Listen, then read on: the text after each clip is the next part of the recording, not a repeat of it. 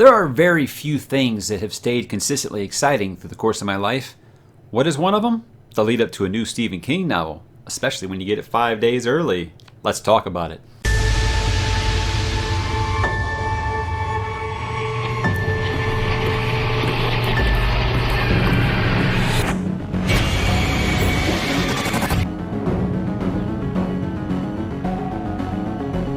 Tim hesitated. He didn't want to think what he said next might have a major influence on how this girl lived the rest of her life. There was no way he wanted that responsibility, but he was afraid he had it anyway. The boys were listening too. Listening, waiting. He had no psychic powers. There was one power he did have. He was the grown-up, the adult. They wanted him to tell him that there was no monster under the bed.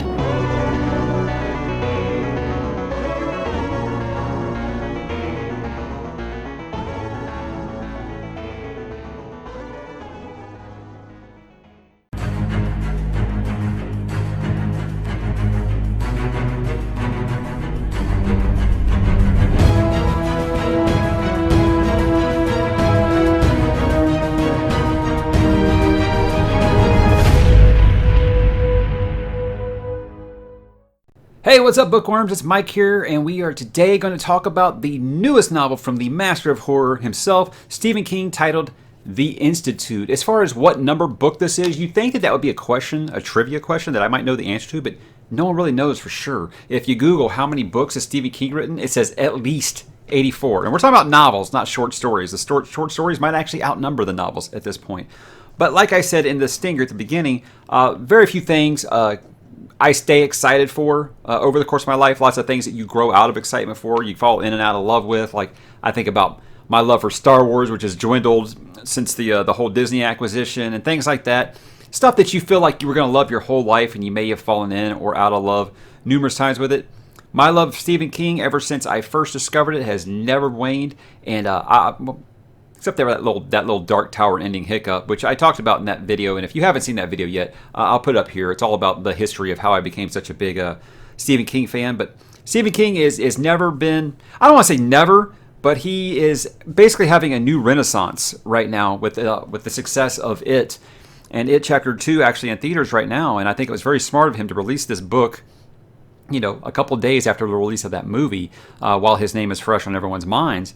But I think he is definitely going through a new renaissance right now because there's a lot of stuff. I think Stranger Things kind of actually opened this door to a lot of people noticing that the Duffer Brothers actually saying, you know, a lot of the stuff, the ideas they got were from Stephen King. And I think it opened up the eyes to a lot of younger readers that would have probably never been like, oh, that's weird stuff that my parents read or something like that. But he's definitely undergoing a new renaissance of success and popularity underneath the eyes of current pop culture. So I feel like this is the most attention a release of his has gotten in some time. And I mean, even The Outsider came out, was it last year or the year before? I can't even recall. I didn't feel like it got the kind of attention that this book is getting. And I think because, like I said in my preview, that from the description, it sounded like it was a return to form for him. Something that he has been kind of veering away from lately is the coming of age horror story. He got into hard crime novels and stuff like that, which was the Mr. Mercedes series, which I enjoyed quite a bit. You know, it's maybe some like things that he's kind of held onto for a while that he feels like he's at a point now where he can get those out. You know, he's 71 years old.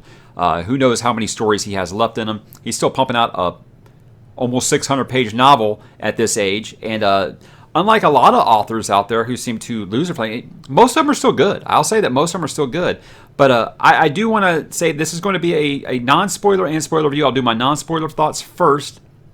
But what I want to say is, guys, don't assume just because you look back there and you see that I'm a huge Stephen King honk that I cannot have a critical eye while reading his stories.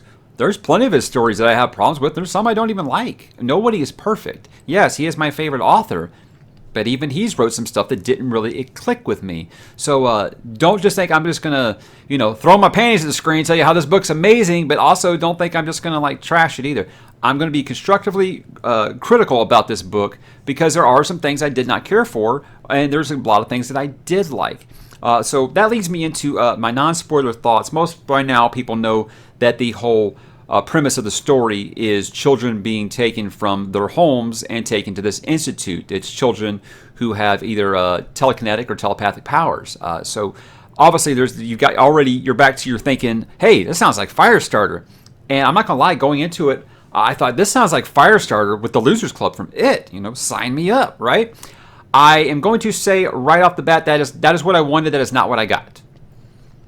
Okay, so I feel like I'm going to try to have it both ways in this review, and I know that's not fair to you guys, but I don't know how else to do it, because part of me wants to be like, hey, I had this set of expectations and it didn't hit them.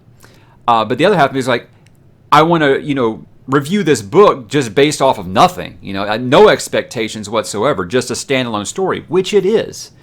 Sure, it's connected into King's multiverse. There's a Salem's Lot mentioned, things like that in there, but what I mean is it is a standalone story. You could remove those couple of mentions of other things in his multiverse, and it stands on its own completely. There are no characters from other books that show up and things like this. So there's no big, huge tie-ins. There's no supernatural turtles or anything like that, There is no tie-ins to other books except for the mention of Jerusalem's Lot one time. As far as I know, I might have missed them because, yes, guys, I read fast, but I don't read this fast. I finished this book on release day. And what I mean by saying I don't read that fast is I did not read it all in one day.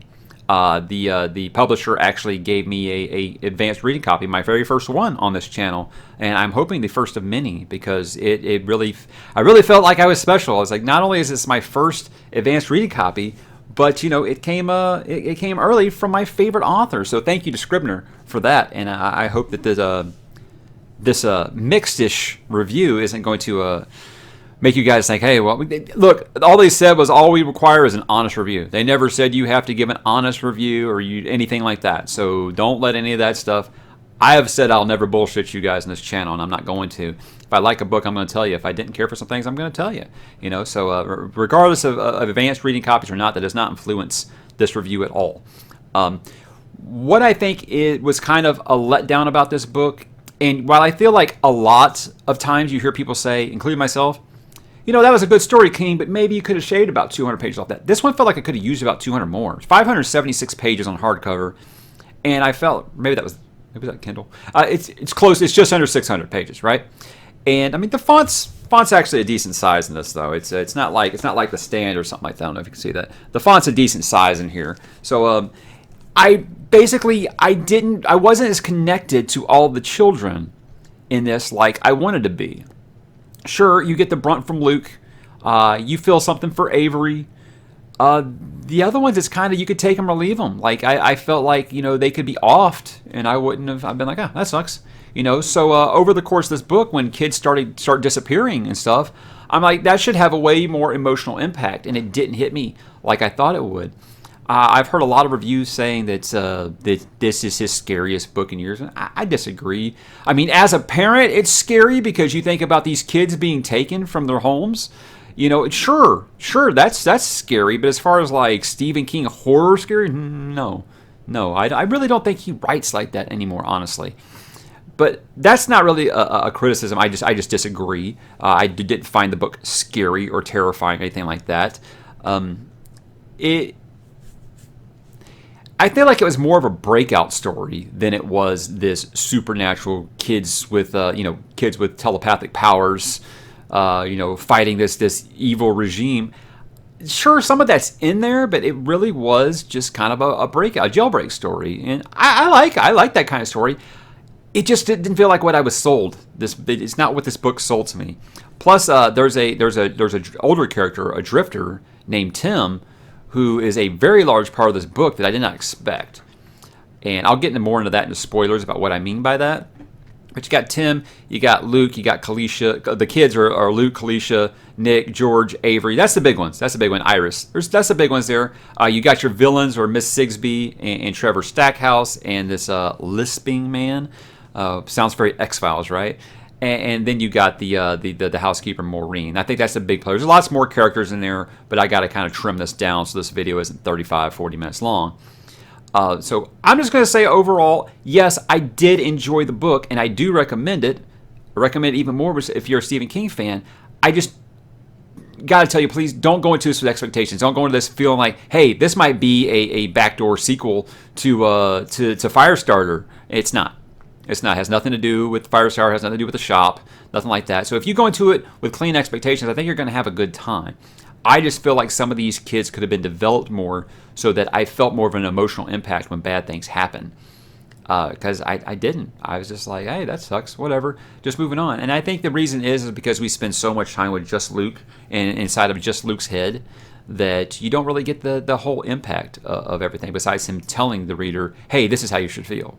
And again, I feel like that's just very un-King-like because he's the master of character development, and I didn't expect that. I usually always feel something for all of his secondary characters, and these were just kind of, forgettable. And again, that is a criticism, but it isn't like a criticism to a point where I'm saying don't read the book. I'm definitely going to tell you now, yes, I recommend the book. On Goodreads, I gave it a 3 out of 5. And I know a lot of people these days, it's like a lot of people these days consider a 7 out of 10 and a 3 out of 5 a bad score. No, I don't think so. 3 out of 5 is fine. It's what I would call fine. Good. I rarely ever give anything 5 stars. 5 stars to me is books I think people will be reading 100 years from now, like Ender's Game or Dune. 4 stars is what I considered outstanding. And then 3 is good. 2, you're looking at mediocre. 1 is just bad, avoid. Okay, that's my rating system. So 3 out of 5 from me is good. I don't do the halves thing. The halves is a cop-out. I don't do the point anything either. So with that said, I'm going to get into spoilers now.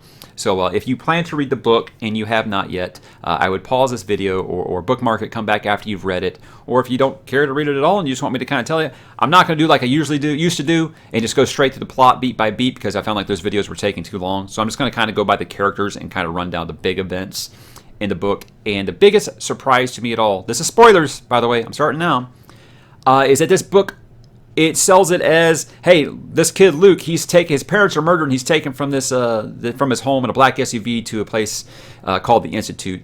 And then the first 50 pages are about this drifter named Tim. And I'm not gonna lie, after about 40 pages, I'm still on this older character named Tim. I'm like, am I getting punked? Did they send me the wrong book? Because this isn't even in Maine. What's going on, right? So you set this character up, and King has done this before. Like I talked about in the Mr. Mercedes series in the second book, he doesn't bring up the characters from the original story for like 200 pages. And it's like, what in the world? Doorbell always rings when I'm doing one of these videos. So that was surprising right off the bat that it was a character I wasn't expecting, but like I said, it's nothing new for King. But once we get to Luke, and we learn that he's this really super, super intelligent kid. And it's one of those things where through the story, I kind of had the same feeling I had about Ender in Ender's Game, about he always wins because he's just so smart. But unlike that, he actually does make mistakes. He gets jacked up quite a bit in this book. But Luke's a very likable character. I didn't have any problems with him. He's about as likable as a 12-year-old could be. He makes a lot of decisions where you're like, would a 12-year-old do that? A normal 12-year-old, no, they would not do that. But if this kid is supposed to be super intelligent like he is, I mean, we're talking MIT intelligent, sure, you can see him making some of the decisions that he makes. Then you got some of the other kids I'm going to talk about. Kalisha is supposed to be, at first I think they're setting it up to be like, oh, this is his like budding romance, but he actually ends up being more interested in this character Helen. But Kalisha is kind of his introduction to what the Institute is, which is a super secret facility. Apparently, it never really states if it's run by the government or not. Just straight up black ops or not. It never really does go all in and tell you, yes, we are a secret shadow organization of the U.S. government or anything like that. But they have facilities all around the world. You find out as it's going along. It's not just solely stick to America. It's not just the American government. Like, I was afraid, like, look, I'm going to go ahead and say it, regardless of how you feel, one way or the other. I'm not telling you how to feel. I really thought with King's like obsession with the current president office that he was going to make it about that. And in fact, King is like he's like a dude who cannot stop talking about his ex-girlfriend with the president. This book has nothing to do with American politics, but he brings his name up every 100 pages. But I mean, you expect that. If you've read King's book through the years, he always has commentary. He's a big-time Politico, so he always has commentary about what's going on in American politics. So anyways, like I was saying, I like that it's not just solely stuck to, hey, this is some shadow organization run by our government. It's different. It looks like it's like somewhere between that. And that's a nice little twist. But what they're doing with these kids apparently is it's revealed over time that they also have these kids. You think they're either a TP or TK, telepathic or telekinetic. And obviously, if you don't know that, telekinetic means you can move things with your mind. Telepathic means you can communicate with people with your mind. So you find out later that there are some kids who have a different ability, and that is precognitive. That means that they can see things that are going to happen in the future, and so they try to act on those. Kind of like it's kind of the John Smith thing from the Dead Stone. You kind of think it's like that, but not quite. But just trying to set you up for it here. And apparently these kids can see the future, see who the really bad political players are that are going to cause havoc around the world, maybe another nuclear attack or something like that. And they're saying that they sell to the kids. You never get confirmed or denied if this is true, that they've prevented over 500 world catastrophes using these children to basically the telepaths to go and corrupt these political minds or whatever to like kill themselves or something like that, so they don't end up committing these worldwide genocides or something like that. And it's a nice little thought piece because basically if that's true and they have like this big revolution against the Institute and actually like expose them, then what they're doing is dooming the rest of the world because they see apparently at the end the lisping man tells them that because of what you did within 3 years, we're going to have like nuclear genocide across the planet because, we can't stop anybody now. And it's one of those things that's kind of left ambiguous. Is that true or not? Let me get back to Kalisha for a second. I think she's an okay character. Nick is kind of the de facto leader. He's kind of the one who's been there the longest, and he's just kind of got the fuck you attitude. He don't care about anything. He doesn't care about a beating. He doesn't care about getting tased, any of that stuff. He's always gonna fight back, kind of thing. It's basically an avatar that's in just about every one of King's books. George, telepath. Again, these characters don't really have a ton of development. I mean, they were there, and they had the banter is good. The way that kids talk to each other is always something King has been able to do well. I feel like it kind of falls apart in the final chapter. Some of the things that they're saying to each other, I'm just like, that doesn't sound what kids would say at all. But again, in a 600-page book, if you have a couple lines of missed dialogue, I'm gonna let it slide. Avery is the one that I think that you're supposed to feel for the most because he's a very, very young, very small child, and I think just the fact that these kids know that they've been ripped from their homes and their parents have been murdered. So we're supposed to sympathize with them already, and unless you're a heartless bastard, you do. Especially if you have children like I do. And I think the fact that Avery, I believe it's implied maybe he's like autistic. Maybe he definitely has some kind of mental problems, but this makes him apparently like one of the most strongest telepaths they've ever had at the Institute. So it's kind of the character you're supposed to feel for, and he has like the big deal where he sacrifices himself for everyone else at the end when they're stuck in this access tunnel and they're about to be poisoned during the revolution. And it sucked, but again, it wasn't like heartbreak. It wasn't like spoilers for It, I guess. Spoilers for like a 30-something-year-old book. It's not like when Eddie died in It or something like that. It didn't hit me like that because there wasn't enough development for me to be attached to the character like that to feel something emotionally. I was just like, it sucks, but you know what? At least he went out in a blaze of glory, right? But I think one of the bigger problems is that Ms. Sigsbee is not the villain that this book needed.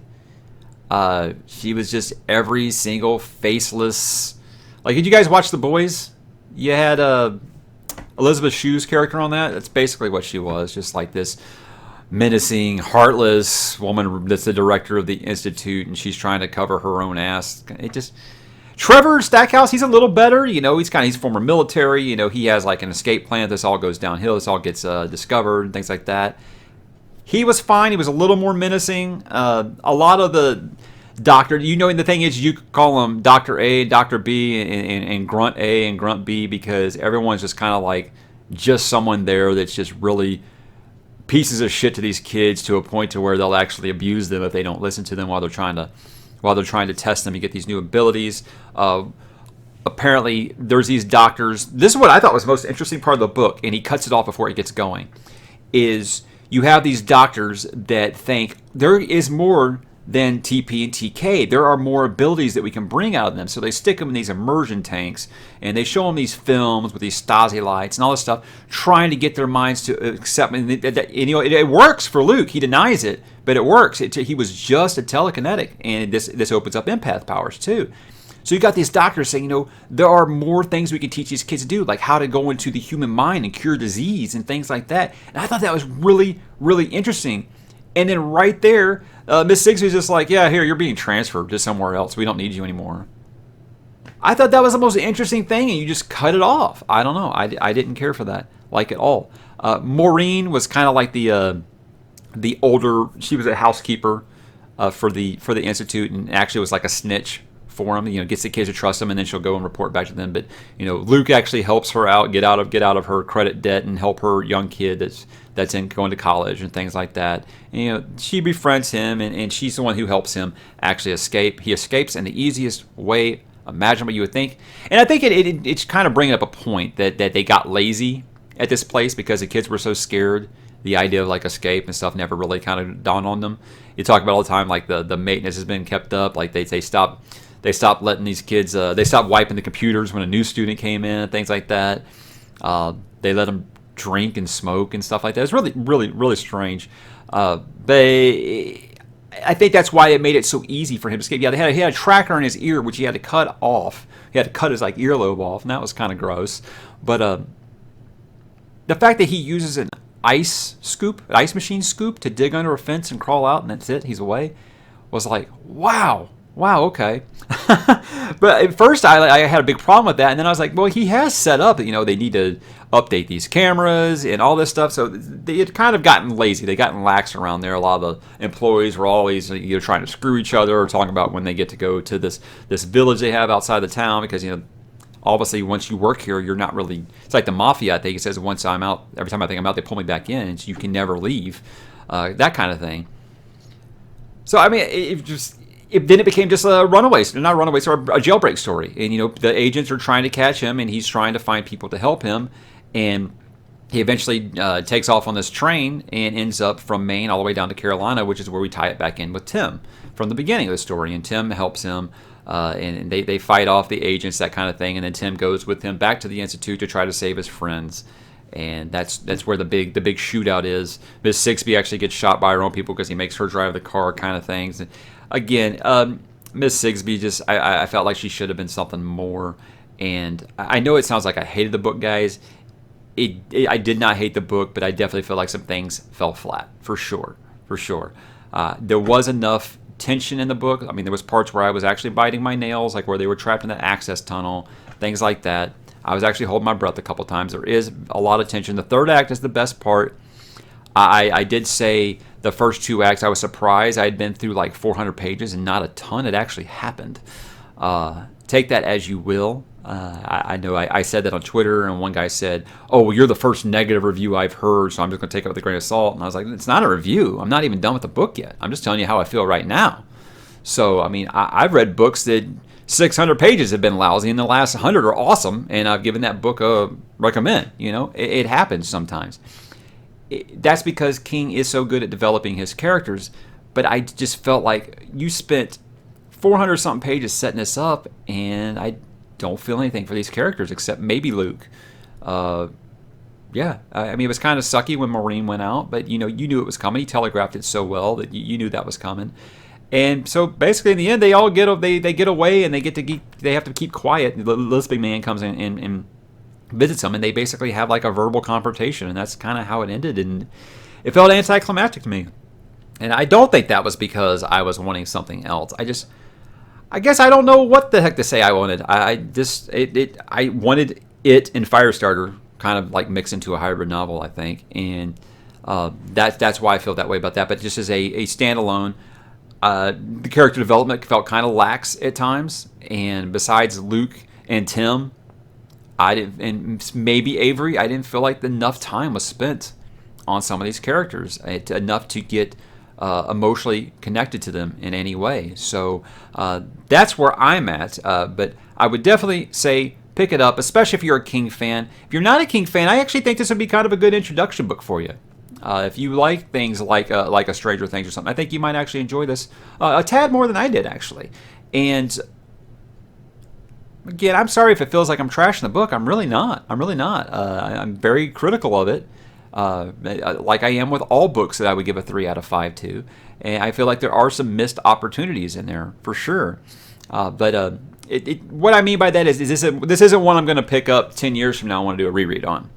This would definitely be a one-time read for me. There are several of his books that are one-time reads for me. There are several that are rereads for me.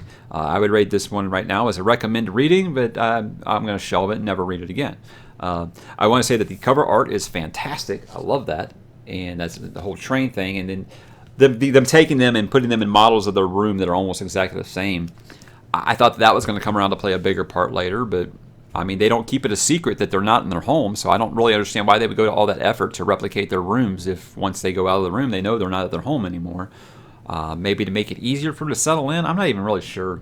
I'm not really sure, but I guess in the end, I don't know. What do you guys think? You know, if you've read it, let me know what you think. If you haven't, or if I've swayed you one way or the other, I never want to do that. I'm going to tell you, yeah, you should definitely read it. You might not have. I mean, a lot of other Stephen King fans I've talked to that have read it already feel differently. They enjoyed it. They say it's one of his best books in years. For me, it's not even as good as the Mr. Mercedes books. And again, I like the Mr. Mercedes books, so that's not a knock against it. So, guys, thanks for watching, and if you could hit that subscribe button because it helps more people find the channel. I had a goal of 750. We already crossed that.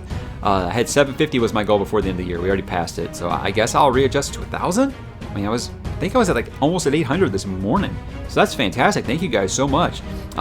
Like, comment, please. If you disagree with me, man, please hit the comments. And guys, watch out for the comments. There's going to be spoilers in there. I don't tell people not to put spoilers in there. But yeah, please like, comment, talk to me. The whole reason I do this is to talk to you guys, and I'll talk at you guys next time.